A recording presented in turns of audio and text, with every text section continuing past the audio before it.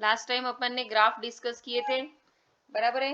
We have started off discussing the graph, ठीक है। तो एक बार फटाफट उस ग्राफ का रिवीजन मार लेती हूँ। क्या क्या ग्राफ थे, देखो सबसे पहला ग्राफ हमारा था, very first graph,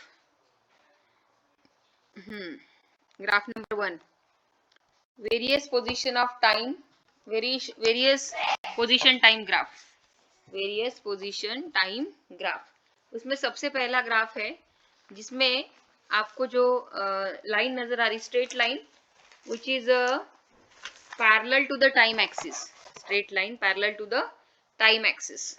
it means what, कि डिस्प्लेसमेंट जो है वो बढ़ ही नहीं रहा है, उसका displacement remains same. It means ये तभी पॉसिबल है जब particle is at rest. line which is parallel to the time axis represents that the particle is at rest, because यहाँ पे थीटा जो था वो 0 था और tan of 0 0 होता है, और tan of थीटा अपने को क्या बताता है, स्लोप, तो स्लोप 0, इट मीन्स कि ये पार्टिकल को वेलोसिटी ही नहीं है। दूसरा ग्राफ था हमारा जिसमें रेड कलर की लाइन जो बता रही है, that is perpendicular to the time axis. So line perpendicular to the time axis represents that the time does not change, देखो टाइम बदल नहीं रहा but displacement suddenly changes. The line which is perpendicular to the time axis represents that the particle is changing its position but time does not change. Position बदल रही लेकिन time नहीं बदल रहा, लेकिन पोजिशन भी इतनी ट्रिमेंडस बदल रही कि बोलो मत। इट मीन्स दैट कि particle possesses the infinite velocity. अब ये इनफाइनाइट है कैसे पता चला, तो यहाँ पे हमें थीटा मतलब angle between the line, graph line और टाइम एक्सिस के बीच में एंगल 90 दिखाई दे रहा, और tan ऑफ 90 क्या होता है, इन्फिनिटी होता है, और tan ऑफ थीटा हमें स्लोप बताता है, इसलिए स्लोप की वैल्यू इन्फिनिटी, बट स्लोप यानी वेलोसिटी, तो वेलोसिटी इन्फिनिटी आ रही है। तो इसका मतलब क्या है कि पार्टिकल को इनफाइनाइट वेलोसिटी है, लेकिन प्रैक्टिकली वेलोसिटी इनफाइनाइट नहीं हो सकती है, और इसीलिए ये ग्राफ प्रैक्टिकली पॉसिबल नहीं है। तीसरा ग्राफ हमने डिस्कस किया था जिसमें nature of the graph is a straight line passing through the origin. तो यहाँ पे हर बार हमने थीटा निकाल के देखा, तो थीटा हर बार सेम आ रहा था, कांस्टेंट आ रहा था, और tan ऑफ थीटा यानी स्लोप बताता है, और स्लोप यानी वेलोसिटी बता रही है, क्योंकि ये पोजीशन वर्सेस टाइम ग्राफ है तो ये आपको वेलोसिटी बताता है। तो यहाँ पे थीटा कांस्टेंट आ रहा है इसलिए tan ऑफ थीटा भी कांस्टेंट, और tan of theta indicates a slope and slope indicates a velocity, इसलिए वेलोसिटी भी कांस्टेंट है। सो it means that the particle is in a uniform velocity, क्योंकि वेलोसिटी क्या मिल रही है हमें, constant. So particle is in a uniform velocity, और जब पार्टिकल यूनिफॉर्म वेलोसिटी में होता है तो उसको एक्सेलरेशन क्या होता है, 0, और इसीलिए यहाँ पर पार्टिकल की वेलोसिटी यूनिफॉर्म है तो एक्सेलरेशन है 0, and that is the line with a constant slope represents the uniform velocity and which is positive. Positive है ये हमें कैसे पता चला है, क्योंकि थीटा अगर एक्यूट होगा तो वेलोसिटी हमें पॉजिटिव मिलेगी, क्योंकि tan of theta indicates a velocity और थीटा एक्यूट है, और इसीलिए हमें उसकी वैल्यू पॉजिटिव मिल रही है, इसलिए यहाँ पर वेलोसिटी पॉजिटिव है। अभी नेक्स्ट ग्राफ नंबर 4 के बारे में रिवीजन करेंगे। ग्राफ नंबर 4, देखो यहाँ पर ग्राफ जो है वो y एक्सिस की तरफ बेंड हो रहा है, it is called as a parabolic graph. The parabolic graph है and it is bending towards the position axis. तो line bending towards the position axis, so it means that the theta goes on increasing. आपको हर बार देखो मैंने वहां पर एक blue colour से टेंजेंट बनाई है, और वो टेंजेंट का हॉरिजॉन्टल लाइन के साथ एंगल दिखाया है, तो आप देख रहे हो कि हर बार एंगल बढ़ते जा रहा है, तो थीटा बढ़ते जा रहा है, तो थीटा बढ़ेगा तो tan ऑफ थीटा बढ़ेगा, लेकिन tan ऑफ थीटा तो स्लोप बताता है, तो स्लोप बढ़ेगा, लेकिन स्लोप तो वेलोसिटी बताता है, इसका मतलब वेलोसिटी बढ़ते जा रही है। So if theta goes on increasing, then tan of theta goes on increasing. Tan of theta increasing means slope increasing. Slope increasing means velocity increasing. And if velocity is increasing, that means the acceleration is there and which is positive. अगर velocity increase हो रही है तो acceleration आएगा और वो positive आएगा। Graph number 5 में आप देख सकते हो कि line is bending towards the time axis. Graph number 5 में तुम्हारी जो लाइन है वो टाइम एक्सिस की तरफ बेंड हो रही है, तो यहाँ पर अगर हमने थीटा निकाल के देखा तो हर बार जैसे जैसे टेंजेंट है वो झुकते जा रही है, झुकते जा रही है, ब्लू कलर की टेंजेंट देखो वो झुकते जा रही है, इसलिए थीटा छोटा छोटा होते जा रहा है, यानी कि थीटा डिक्रीज होते जा रहा है। तो थीटा डिक्रीजेस तो tan ऑफ थीटा डिक्रीजेस, तो tan ऑफ थीटा डिक्रीजेस तो slope decreases, but slope indicates a velocity and here the velocity goes on decreasing. इस प्रकार velocity कम कम होते हुए नजर आ रही है. तो velocity अगर कम कम हो रही है मतलब पक्का acceleration जो है वो न क्या है, निगेटिव. अगर वेलोसिटी बढ़ते जा रही है तो एक्सेलरेशन पॉजिटिव होता है और अगर वेलोसिटी कम कम होते जा रही है तो एक्सेलरेशन निगेटिव होता है. That means the acceleration is negative and particle has negative acceleration. It means the retardation. उसके बाद हमारा ग्राफ नंबर 6 आया है. ग्राफ नंबर 6 में हम देख सकते हैं कि रेड कलर की जो लाइन है which makes an angle theta with the horizontal line यानी कि टाइम एक्सिस, लेकिन वो थीटा हमें ऑप्ट्यूज नजर आ रहा है. ऑप्ट्यूज मतलब greater than 90 degree. So here theta is constant but obtuse. यहाँ पर ग्राफ नंबर 6 में थीटा कांस्टेंट है लेकिन ऑप्ट्यूज है और tan of obtuse angle negative आता है. tan ऑफ ऑप्ट्यूज एंगल हमेशा निगेटिव आता है. तो tan ऑफ थीटा हमें निगेटिव मिल रहा है लेकिन tan थीटा तो स्लोप बताता है और स्लोप तो वेलोसिटी बताती है, इसलिए यहाँ पर हमारी वेलोसिटी क्या है, निगेटिव. तो लेकिन निगेटिव है लेकिन कांस्टेंट है. यहाँ पर हमारी वेलोसिटी निगेटिव है लेकिन कांस्टेंट है. So here the velocity is negative but constant. अभी हमें कैसे पता चला कि यहाँ पर वेलोसिटी कांस्टेंट है, क्योंकि थीटा कांस्टेंट है. और निगेटिव क्यों आ रही है, क्योंकि थीटा ऑप्टिव्स आ रहा है इसीलिए. और वही अगर हमारा ग्राफ ऐसा होता कि ये ऐसी लाइन है और ये ग्राफ ऐसा है तो इसमें भी हमारा थीटा कांस्टेंट था. देखो इसमें भी, ये वाले ग्राफ में भी हमारा थीटा कांस्टेंट था लेकिन थीटा एक्यूट था. तो वहां पे tan of theta acute angle positive आ रहा था, इसलिए वहां पर वेलोसिटी कांस्टेंट थी लेकिन पॉजिटिव थी. और यहाँ पर वेलोसिटी कांस्टेंट है लेकिन निगेटिव है. It means that the line with a negative slope represents that. अब निगेटिव स्लोप रहना मतलब क्या, the line represents the graph represents that line with a negative slope represents that the particle returns toward the point of reference. ये देखो ये है तुम्हारा point of reference. यहाँ पर तुम्हारा पार्टिकल आ रहा है धीरे धीरे धीरे धीरे, रिटर्न आ रहा, रिटर्न. और ये उसका मीनिंग है. Now graph number 7. Graph number 7 में आपकी जो रेड कलर की लाइन इंडिकेट्स है ग्राफ, तो हर बार देखो O से A तक का, O से A तक का आपका पॉइंट का जो ग्राफ का नेचर है वो स्ट्रेट लाइन है. तो स्ट्रेट लाइन है मतलब वहां पे भी स्लोप कांस्टेंट है. तो स्लोप का वैल्यू में इंडिकेट्स वेलोसिटी, मतलब वेलोसिटी कांस्टेंट है कहां से, O से लेके A तक के. अभी A से B के बाद जो है वो स्लोप का नेचर बदल गया. भले स्ट्रेट लाइन है लेकिन वो पहली वाली जो लाइन है OA उसके साथ जुड़ी नहीं है, बेंड हो गई. फिर B से C फिर बेंड हो गई लाइन और C से S फिर से बेंड हो गई. तो इसका मतलब क्या कि हर सेगमेंट के लिए ग्राफ जो है वो बेंड होते जा रहा, लेकिन हर दो पॉइंट के बीच में, हर दो पॉइंट के बीच में जो स्ट्रेट लाइन है वो तो सीधी है. अब स्ट्रेट लाइन मीन्स की वेलोसिटी कॉन्स्टंट. कधी पण लक्षात ठेवायचं, स्ट्रेट लाइन असेल, कोणती स्ट्रेट लाइन म्हणजे जसं की हा ग्राफ आहे अशी लाइन है स्ट्रेट लाइन, तो यहाँ से यहाँ तक की वेलोसिटी कांस्टेंट, फिर ऐसी, फिर ये पॉइंट से लेके ये पॉइंट तक के वेलोसिटी कांस्टेंट, फिर ऐसी, फिर ये पॉइंट से लेके ये पॉइंट तक के वेलोसिटी कांस्टेंट. लेकिन जो वेलोसिटी यहाँ पर होंगी वो यहाँ पर नहीं होंगी, वो अलग होंगी. हर ग्राफ के लिए वेलोसिटी अलग अलग होंगी लेकिन हर दो पॉइंट के दरमियान जो वेलोसिटी है वो कांस्टेंट होगी, ये इसका मतलब है. तो here the straight line segment of different slope, here the straight line segment of different slopes are representing that the velocity is different at different position. अलग अलग position पे velocity अलग अलग है.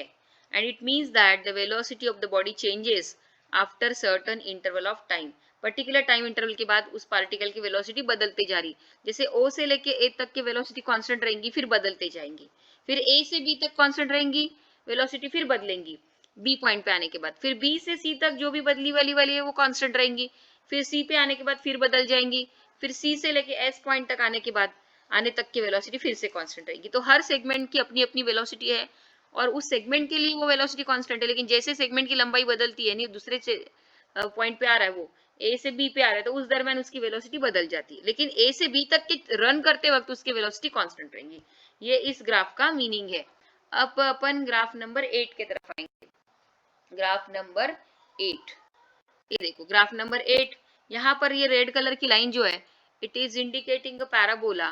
तो ये पैराबोला ग्राफ है, इसको पैराबोलिक ग्राफ बोलते हैं. तो आधा बना है तो उसको सेमी पैरा बोलता है, ये पूरा है तो ये पूरा पैराबोला है और आधा होगा तो semi parabola.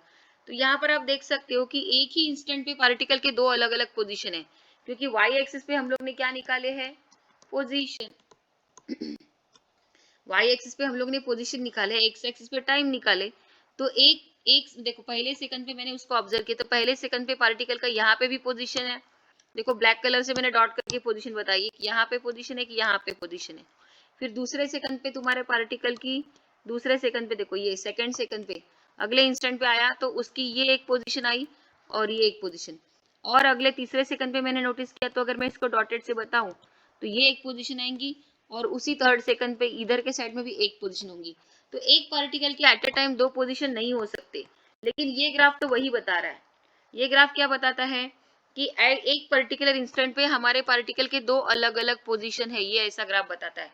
The graph represents that at a one instant the particle has two different position which is practically impossible, क्योंकि एक आदमी एक दिशा में जाएगा तो उसका पोजीशन एक ही, उसके डिस्प्लेसमेंट किसी एक डायरेक्शन में होगा।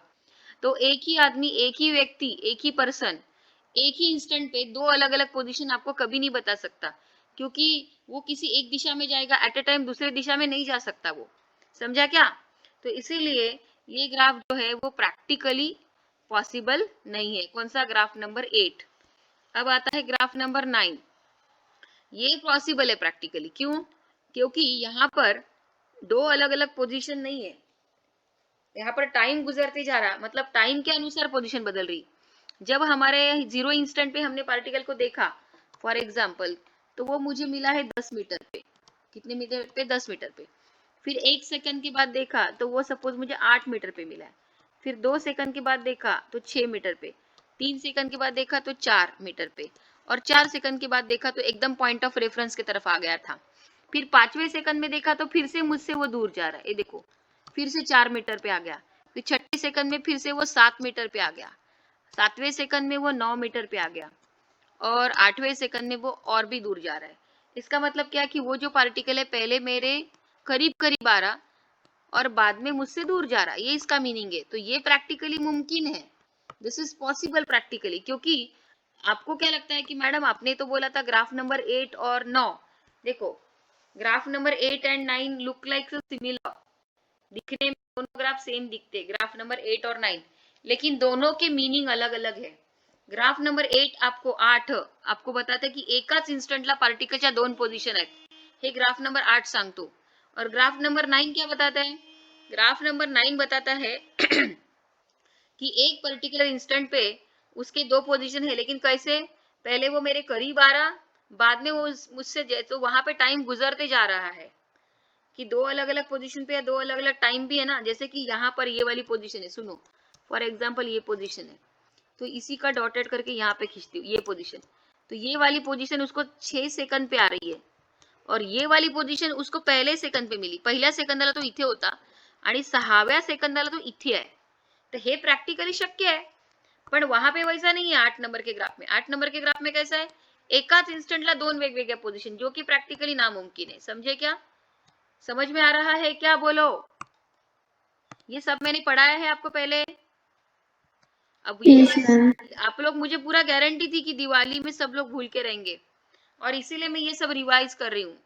तो ग्राफ नंबर 9 का कंक्लूजन देखो, the graph shows that the particle coming towards the origin, that is point of reference initially, the particle coming toward the origin that is point of reference initially, and then it is moving away, बाद में वो दूर जा रहा है, and then it is moving away from the origin that is point of reference.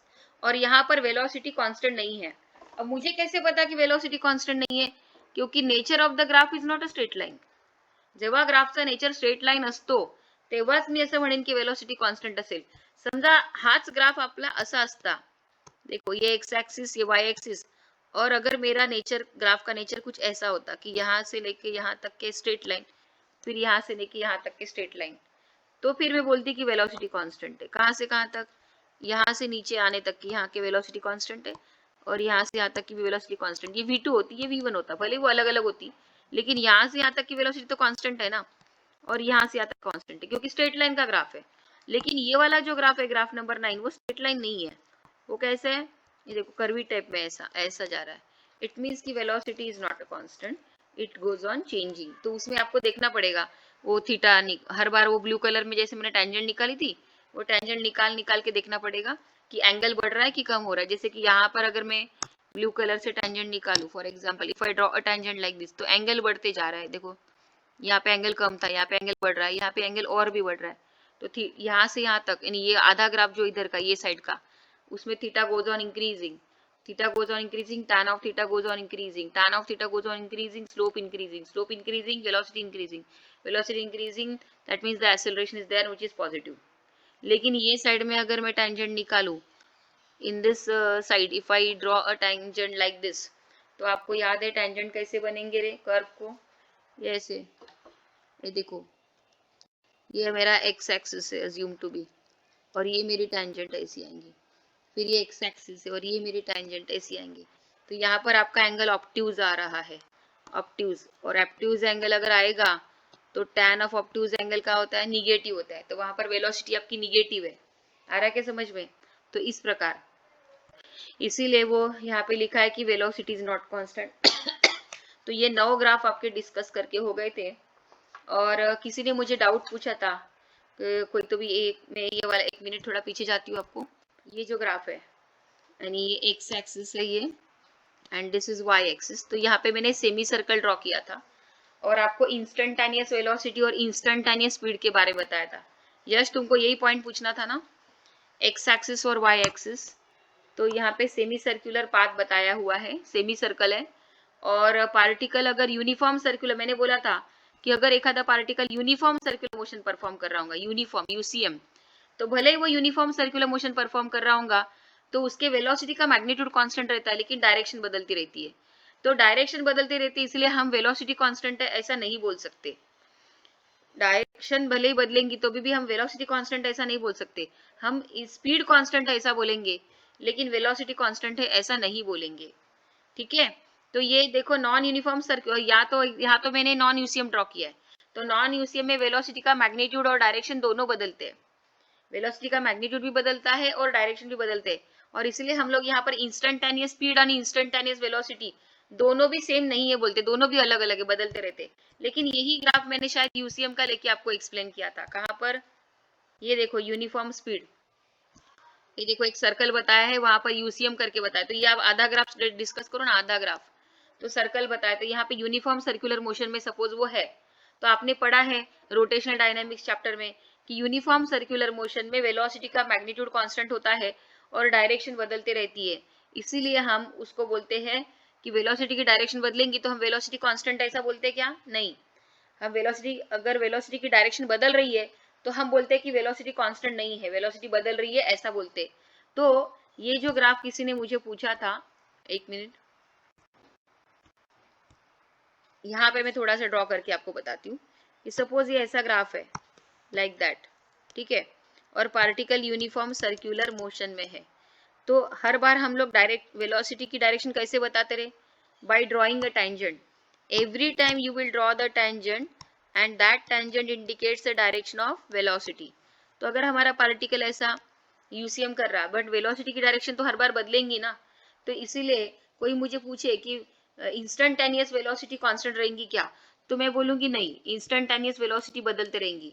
लेकिन वो particle uniform circular motion में था, तो हम बोलेंगे इंस्टंटेनियस स्पीड, इंस्टंटेनियस, हे सगळं सांगितलं आहे बरं मी क्लासमध्ये। The instantaneous speed constant Raheel, is constant, but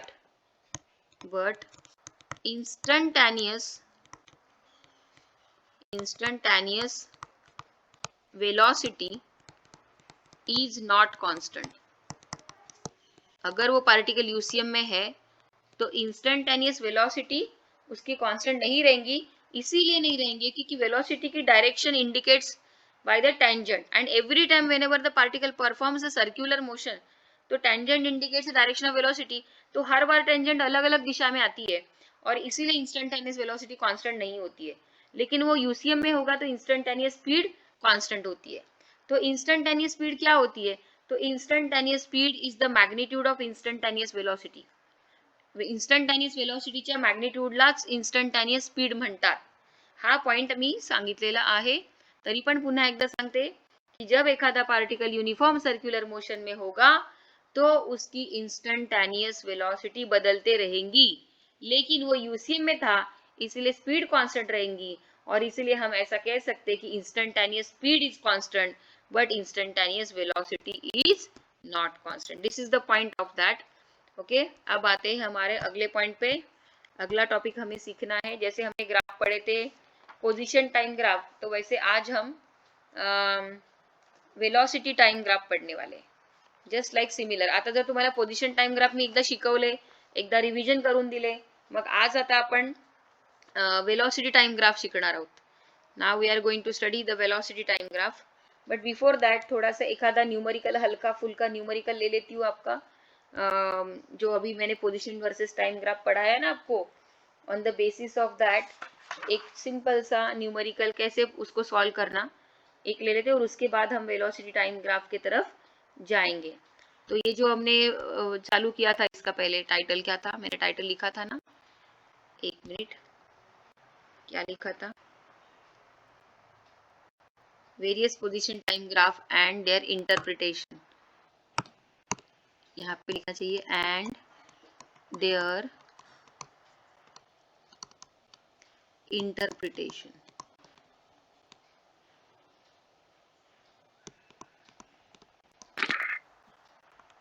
okay, और आज हम सीखने वाले हैं various velocity time graph and there interpretation. Velocity versus time graph and there interpretation. तो यहाँ हम आ गए थे.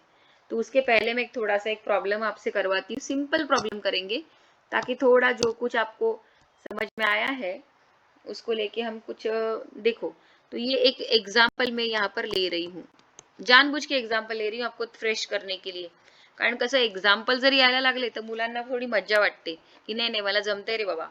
ओके, कारण फिजिक्स मध्ये नेमकं तेच असतं, न्यूमरिकलच जमत नाही पोरांना. तर थोडासा आपण एक हलका फुलका प्रॉब्लेम घेऊया किंवा एक कन्सेप्ट घेऊया. बघा, ऐका रे, एक्स हा एग्जाम्पल है, एक्स एक्सिस है ये, और ये है वाई एक्सिस. ठीक है, this is supposed with X axis and this is a Y axis. ये एक्स एक्सिस है और ये है वाई एक्सिस. और ग्राफ देखो कैसा है.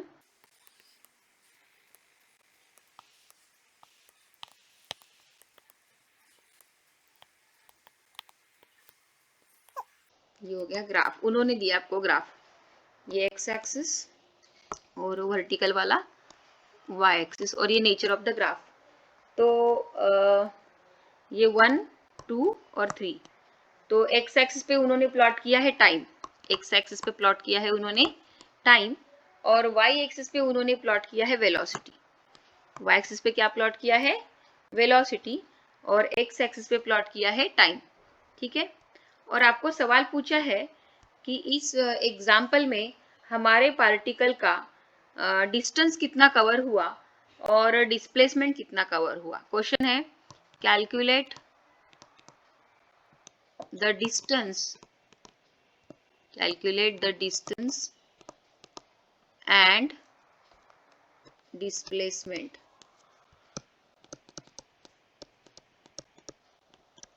Calculate the distance and the displacement during the path traveled by the particle.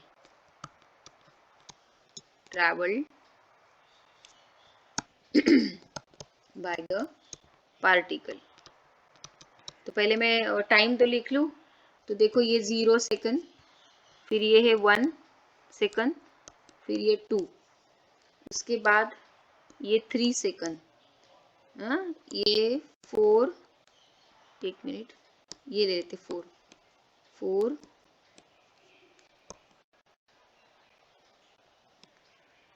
ये 4 सेकंड, ये 5 सेकंड. 5 सेकंड तक मोशन चलिए, 1 2 3 4 5 सेकंड तक के मोशन चलिए. और ये हो गया है टाइम के एक्स एक्सिस के कोऑर्डिनेट्स. और यहाँ पर मैं लिख रही हूँ 2 लाइनें, 3, थोड़ा सा ये लाइन को ऊपर खींच लेती हूँ. ये लाइन बघा, एक मिनट, ऐसे ले लेते हैं. इसको भी थोड़ा चेंज कर देती हूँ, यानी आपको कैलकुलेशन करने में आसानी होगी. ओके. तो ये एक लाइन यानी 5 मीटर, ये 2 लाइन यानी 10 मीटर, और ये 3 लाइन यानी 15 मीटर. ठीक है, आ रहा है समझ में? वैसे ही इधर की एक लाइन यानी -5 और ये -10, ठीक है। और यहाँ है 0,0 ओरिजिन। अभी आपको पूछा है कि पार्टिकल अभी तक 5 सेकंड, अभी हमें तो दिखाई दे रहा कि पार्टिकल पूरे 5 सेकंड तक चला है, क्योंकि हमारा ग्राफ जो है वो पूरे 5 सेकंड तक के ड्रॉ किया है।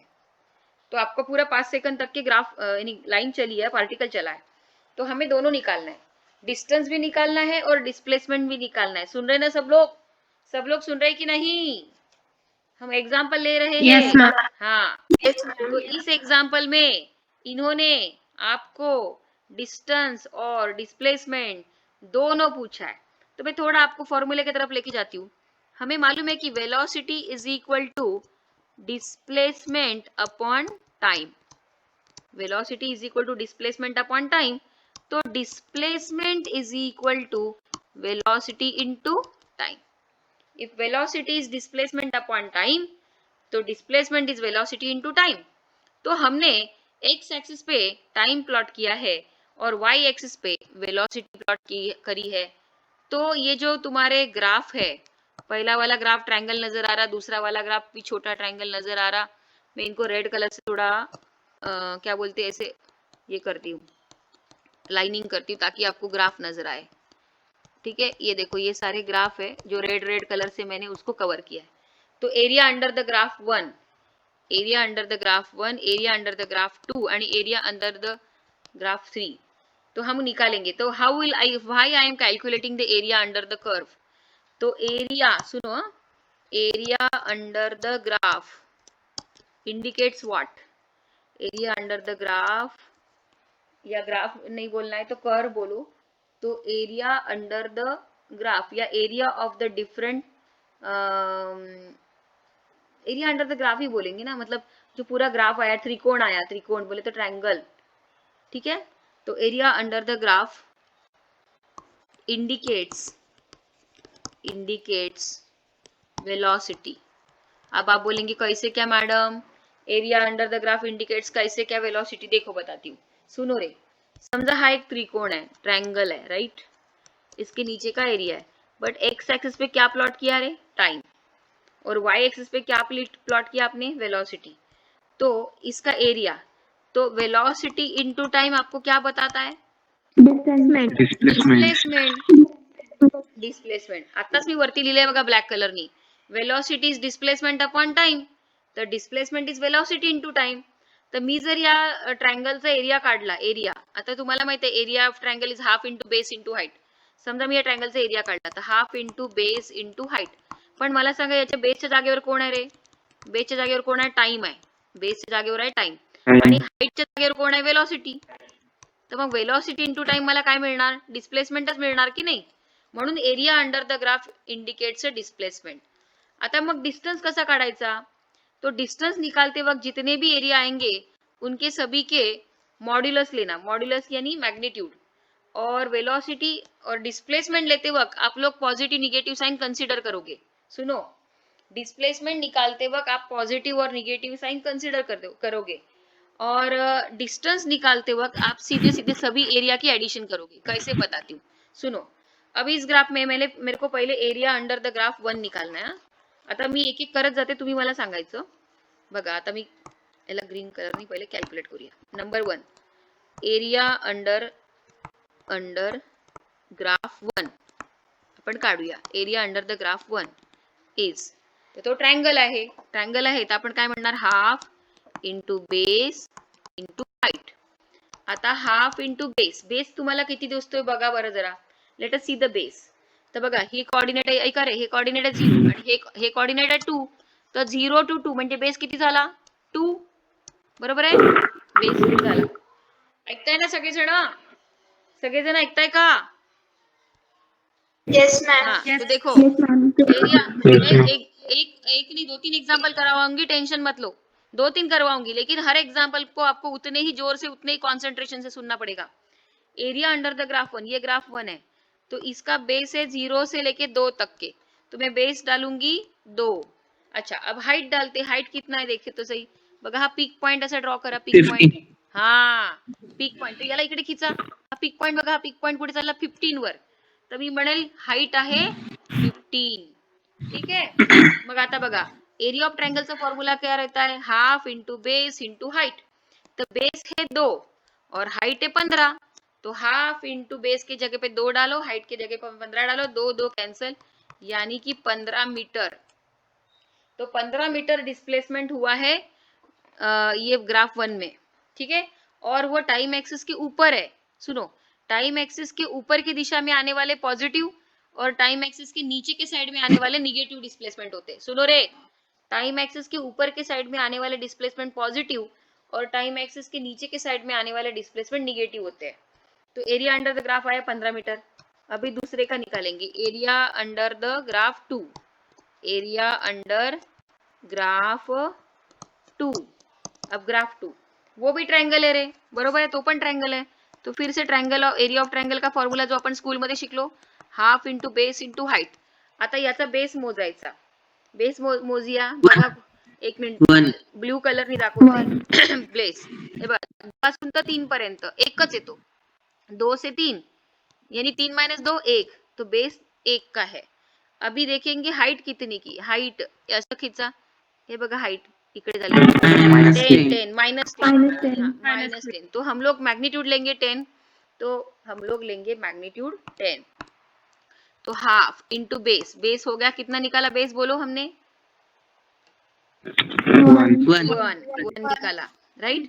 और हमने हाइट कितनी निकाली, 10. माइनस 10 नाही मॅग्निट्यूड 10च घ्या ना सध्या, मॅग्निट्यूड सध्या 10च घ्या. हा मैग्नीट्यूड ले लो ना, तो ये कितने हो गए, 2 1 जा 2 5 जा एंड 5 इंटू 1 5, तो ये हो गया 5 मीटर. हाँ, अगर आपको डिस्प्लेसमेंट लेना है तो इसको माइनस लेना, -5. मैं बाद में बताती हूँ इसको कैसे करने का, पहले सब कैलकुलेट करके रख दो. अभी एरिया अंडर द ग्राफ 3, तीसरे ग्राफ का एरिया निकालेंगे. तीसरा area under the graph 3. Okay. अब ये तो अपने को ट्रेपेजियम नजर आ रहा है, बरोबर है का. It isn't it looking like a trapezium. Yes, sir. तो what is the area of trapezium. Area of trapezium का क्या फॉर्मूला है रे, Sides. बोलो. Half into sum of sides.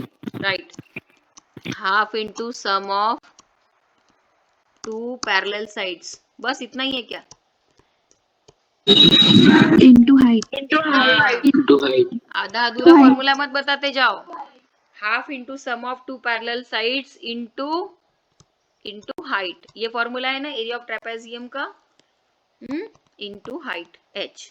आता आपण त्याला करून बघूया. ठीक है. हाफ हाफ तो लिखना पड़ेगा.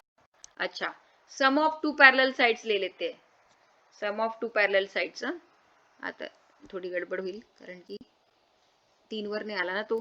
थांबा जरा 2 मिनटं, थोड़ा सा चेंज करूँ का, क्योंकि मुझे उसको 3 पे करना चाहिए था ब्लैक कलर से एक बार, क्योंकि अब for the simplicity of calculation.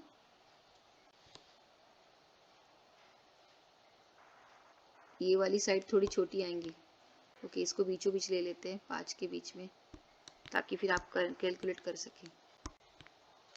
क्योंकि नीचे वाली साइड तो आप गिन पाओगे, लेकिन ऊपर वाली में प्रॉब्लम आएगा. इसको बीचों बीच डाल देते हैं. अब ठीक है. ठीक है. अब half into sum of 2 parallel sides into height. चलो मुझे बताइए कि सम ऑफ 2 पैरेलल साइड पहले हमें निकालना है. तो सम ऑफ 2 पैरेलल साइड्स. बघा रे, खालची साइड कुठून कुठे, 3 पासून तर 5 पर्यंत, म्हणजे 5 माइनस 3 किती झाले सांगा. 3 से लेके तो 5 तक के, तो 5 माइनस 3 2 2 प्लस. अब ऊपर वाली साइड देखना, ये वाली ये. हाँ, अब इसको अगर नीचे में खींचू तो ये बराबर 4 और 5 के बीच में, मतलब 4.5 इसका कोऑर्डिनेट. और इसको खींचू नीचे बराबर ऐसा, तो ये है 3.5 इसका कोऑर्डिनेट. बरोबर है. ऊपर वाले साइड की लंबाई कितनी हो गई रे. अरे ट्रॅपेझियमला ऐका ऐका, ट्रॅपेझियमला 2 पॅरलल साइड है ना, एक ही खालची आणि एक ऊपर वाली. तो ऊपर वाली को मैंने ऐसे कोऑर्डिनेट देखा, उसका तो वो 4.5 आ रहा, और ये वाले पॉइंट का कोऑर्डिनेट आ रहा 3.5. तो इसकी सेगमेंट की लंबाई कितनी हो गई, 4.5 माइनस 3.5, सेगमेंट की लंबाई हो गई 1. और इसके सेगमेंट की लंबाई होगी 5 माइनस 3 यानी कि 2. तो नीचे वाली जो लोअर साइड है वो लंबी है, वो है 2, और अपर साइड है वो 1 है। ये समझा क्या? बोलो जल्दी, ये समझा क्या? To parallel sides. ओके, अच्छा अभी हम निकालेंगे हाइट। तो हाइट सीधे सीधे आपको दिखाई दे रही है ग्राफ में, देखो ठीक से, कितनी हाइट है? 15 मीटर। 15 मीटर। 15 कैसे निकाला हमने हाइट? तो सीधा तो ये परपेंडिकुलर दिखाई दे रहा नहीं है, तो इसको लेके जाओ, यहाँ से खींचो, ऐसा बराबर खींचो। कहाँ पे टच कर रहा? 15 को। कहाँ पे टच कर रहा? 15, तो हाइट है 15। अब इसको सॉल्व करेंगे। 1/2 इंटू 2 + 1 कितनी? 3 इंटू 15। अब इसको 15 से 45, 45 डिवाइड बाई 2। 2 2 जा 4, अगेन 2 2 जा 4, 2 5 जा 10, 22.5 मीटर। तो एरिया अंडर द ग्राफ, पहले वाले ग्राफ का लंबाई यानी जो एरिया आया वो 15 मीटर आया, दूसरे का आया 5 मीटर, और तीसरे का आया 22.5 मीटर। अब आप बोलेंगे मैडम अभी तो आपने डिस्टेंस और डिस्प्लेसमेंट तो निकाला ही नहीं। तो सुनो, डिस्टेंस निकालने के लिए क्या करते हैं? डिस्टेंस निकालने के लिए सभी एरिया की एडिशन करेंगे, सभी एरिया की, और मैग्नीट्यूड की एडिशन करेंगे। 15 + 5 + 22.5 कितने हो गए? 20 + 42.5 मीटर। तो डिस्टेंस हमारे पार्टिकल का पूरे 5 सेकंड में कवर हुआ 42.5 मीटर। अब मैं निकाल रही हूँ डिस्प्लेसमेंट। तो डिस्प्लेसमेंट लेते वक्त मैं क्या करूंगी? जो ग्राफ टाइम एक्सिस के ऊपर की दिशा में, उनके डिस्प्लेसमेंट पॉजिटिव पकड़ूंगी, और जो ग्राफ नीचे की दिशा में, उसकी वैल्यू में निगेटिव पकडूंगी। तो वह पहिला जो 15 मीटरचा तो वरती होता, तो पॉझिटिव्ह पकडा, आणि खालचा जो होता हा छोटा ट्रायंगल, याचा ग्राफ बघा, हा एरिया खाली होता, तो इसको क्या लेंगे? निगेटिव। क्या लेंगे? निगेटिव। क्योंकि डिस्प्लेसमेंट लेते वक्त हम क्या पकड़ते हैं? डायरेक्शन। हाँ, और डिस्टेंस लेते वक्त हम लोग डायरेक्शन नहीं पकड़ते, तो इसको लेंगे, ये प्लस करके ये -5 लेंगे, ठीक है। और 22.5 जो आ रहा है वो ऊपर की दिशा में कि नीचे की दिशा में? टाइम एक्सिस के ऊपर है कि नीचे? अपवर्ड। तो उसको क्या लेंगे? पॉजिटिव की निगेटिव? पॉझिटिव्ह। बघा, टाइम एक्सिसच्या वर असलं तर पॉझिटिव्ह, खाली असलं तर निगेटिव्ह। मग आता आपण याला कॅल्क्युलेट करूया। 15 - 5, 15 - 5 कितने हो गए? 10। 10 और 22.5 यानी 32.5 मीटर। तो देखो हमारे पार्टिकल का डिस्प्लेसमेंट हुआ है 32.5 मीटर, और डिस्टेंस हुआ है 42.5 मीटर। फर्क आया कि नहीं आया? क्या फर्क? डिफरेंस? Yes ma'am. अच्छा, ओके। एक और एग्जांपल ले लेते हैं तो आपको प्रैक्टिस हो जाएंगी। अभी ये आप फटाफट फास्ट वे करना। क्या ये एग्जांपल देखो, one more example, example number, ये एग्जाम्पल नंबर 1 था जो हमने लिया था 1। अभी एग्जाम्पल नंबर 2 लेते हैं।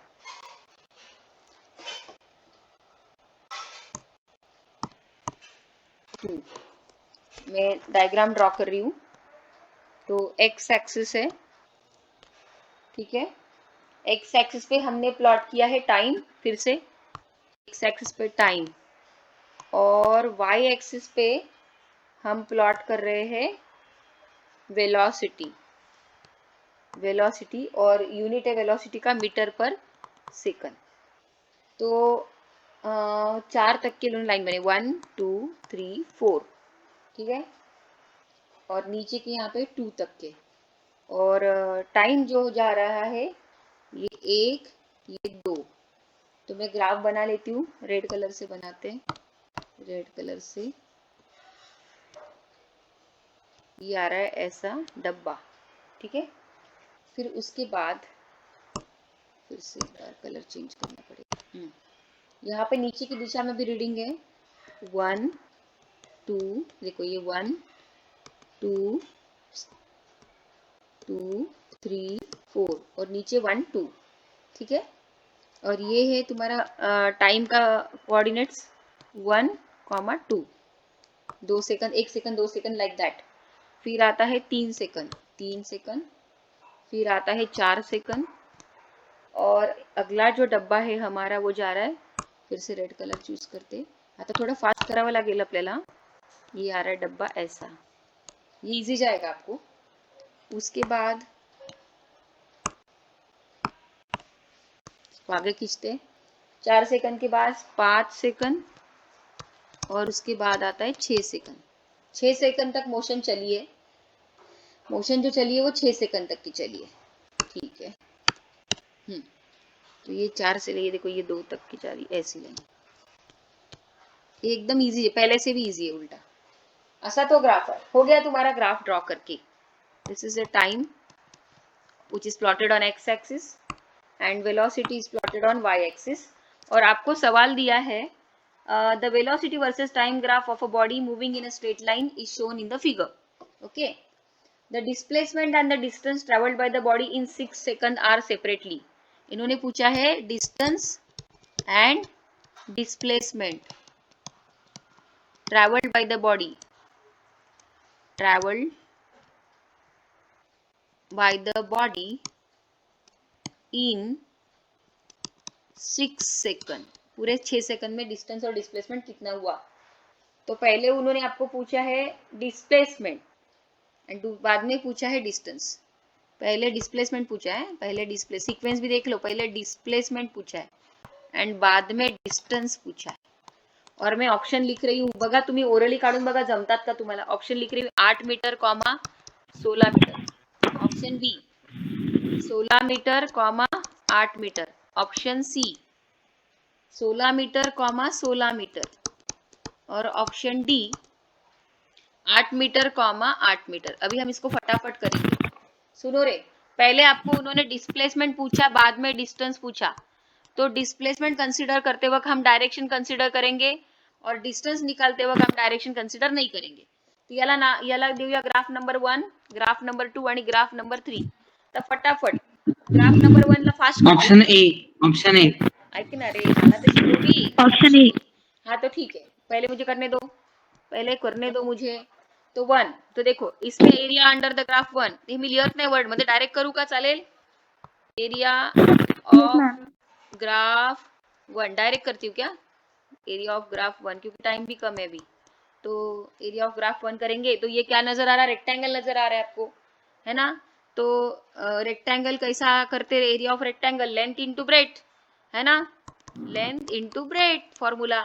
तो लेंथ कितनी हो गई रे? 1 2 3 4, 4 हो गई। और ब्रेथ कितनी हो गई? 1 2, ये देखो 1 आणि 2, ब्रेथ झाली 2 आणि लंबाई किती झाली? 1 2 3 4। तो 4 इंटू कितना? 2, कितने हो गए? 8। ठीक है। अभी सेकेंड वाला एरिया ऑफ ग्राफ 2, ग्राफ 2 का एरिया निकालेंगे। अब ये भी रेक्टेंगल नजर आ रहा है, इसकी लंबाई देखो ये 2 से 4, मतलब ये कितनी हो गई? 2। और यहाँ से ये कितनी हो गई? 2। ये देखो ना, यहाँ से यहाँ कितनी है? ये 2। और यहाँ से यहाँ कितनी है? 2। तो 2 दूनी 4। नहीं समझे? समझे क्या? समझे क्या? याची लंबाई बघा ना रे, नाही समजत आहे? हे बघा, हा रेड कलर कोणाला जाऊन भिडतो? 2 ला, म्हणजे याची विड्थ किती? हे 2 आहे आणि हे 4 - 2 म्हणजे हे पण 2 आहे। 2 दूनी 4, लेंथ इंटू ब्रेथ। तो इसको भी लेंथ इंटू ब्रेथ करेंगे तो 2, लेंथ भी लो ब्रेथ भी 2, तो ये 4 हो गया। फिर इसके बाद तीसरा एरिया ऑफ ग्राफ 3, ग्राफ 3 भी रेक्टेंगल नजर आ रहा है। तो इसकी लंबाई कितनी? 4, 6 - 4 यानी 2। और ये ऊपर के ये देखो ये भी 2 है, 2 को जाके टच करते हैं, देखो ये 2 के लाइन को टच कर रहे हैं। तो ये कितने हो गए? ये भी 2 हो गए ना? नहीं हुए क्या? बोलो, बोलो ना रे। Yes, ma'am. ये तीसरा वाला जो रेक्टेंगल है उसकी भी, ये देखो 6 - 4 ये 2 है और ये भी 2 है। तो ये 2 2 4, 2 2 ज़ा 4, तो ये भी 4 हो गए। तो ये हो गए 2 2 ज़ा 4, तो ये भी 4 हो गए। अभी हम करेंगे, क्या करेंगे? पहले उन्होंने क्या पूछा था? डिस्प्लेसमेंट। तो डिस्प्लेसमेंट लेने के लिए मैं डायरेक्शन कंसिडर करूंगी। तो पहला वाला ग्राफ के ऊपर के दिशा में था तो वो पॉजिटिव आएगा, और दूसरा वाला जो एरिया है वो ग्राफ के नीचे में था टाइम एक्सिस के, तो वो निगेटिव आएगा। और तीसरा वाला ग्राफ टाइम एक्सिस के ऊपर था तो पॉजिटिव आएगा। 8 - 4 4, 4 + 4 8, तो ये आ गया डिस्प्लेसमेंट 8। अब डिस्टेंस, डिस्टेंस के लिए अपने को डायरेक्शन वायरेक्शन नहीं देखना पड़ता, सीधे सीधे एडिशन करना पड़ता। पहला 8, दूसरा 4, तीसरा 4, 8 और 4 12 और 4 16। तो डिस्प्लेसमेंट आ गया 8 और डिस्टेंस आ गया 16। Option A is the right answer. काफी लोगों ने पहले ही आंसर बता दिया था, तो वेरी गुड, बहुत जल्दी आपने कवर कर लिया इस प्रॉब्लेम को। तो आपने बिलकुल ओरली किया, बरोबर आहे? तुम्ही डायरेक्ट केलं 4 दुने 8. मग मी सांगते तुम्ही काय केलं. ज्यांनी कोण एका मुलाने मला आन्सर सांगितलं, फटकन सांगितलं होतं बघा. त्यांनी सांगितलं 4 दुने 8, त्यांनी इकडे 8 करून टाकले आणि इकडे 2 दुनी 4, त्यांनी इकडे 4 करून टाकले. काय केलं त्यांनी इकडे बघा, 2 2 जा 4 इथे करून ठेवून दिलं 4 आणि इथे पण त्यांनी 2 2 जा 4 इथे करून ठेवून दिलं. इसमें भी उसने 2 दूनी 4 कर दिया। फिर उसने सीधे सीधे एडिशन करी, 8 और 4 12 और 4 16 हो गया, डिस्टेंस हो गया 16। और डिस्प्लेसमेंट निकालने के लिए उसने क्या किया, ये 8 और ये 4 ऐड कर दिए 12 और 12 में से 4 सब्सट्रैक्ट कर दी 8, तो डिस्प्लेसमेंट हो गया 8 और डिस्टेंस हो गया 16। बराबर ऐसा ही किया था ना, ऐसा किया था ये, बोलो जल्दी। Yes, ma'am. तर आपण असे प्रॉब्लेम बिल्कुल Yes, ma'am. We can do such kind of problem orally. ये तो आपको भी प्रैक्टिस ले रही थी, इसीलिए आपको मेरे को पूरा डिटेल में पढ़ाना पड़ता, लेकिन जब ये प्रॉब्लम आपके सामने रहता तो हम ओरली उसको कैलकुलेट कर लेते हैं।